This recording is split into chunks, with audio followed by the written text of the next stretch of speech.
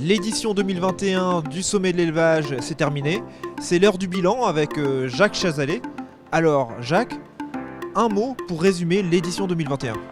Paris gagné, parce qu'effectivement, compte tenu du contexte sanitaire, le Covid, compte tenu qu'on est passé de 3 à 4 jours dans cette situation, et compte tenu aussi qu'on a investi dans une nouvelle halle, on n'était pas sûr d'avoir à la fois les exposants et à la fois les visiteurs. Or, les exposants sont venus, les éleveurs sont venus et les visiteurs sont venus.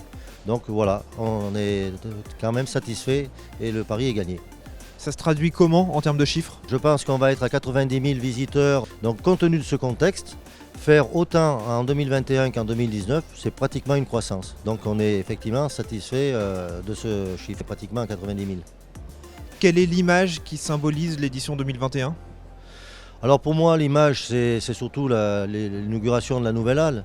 Après l'image, je pense que ce qui symbolise le mieux le 2021, c'est la convivialité et les allées pleines. Parce que bon, effectivement, les premiers salons qui sont tenus, c'était difficile. On avait les masques, la distanciation, tout ça, c'était quand même compliqué.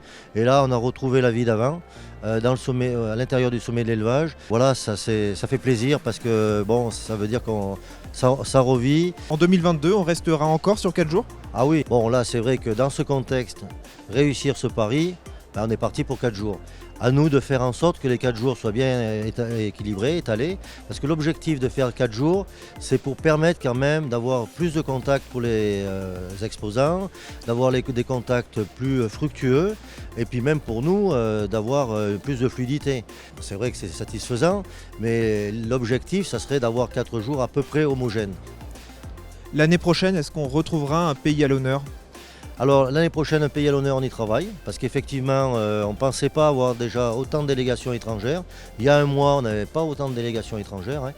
Donc je pense qu'il y a des pays d'Asie centrale qui sont candidats et avec qui on va essayer de construire quelque chose pour 2022.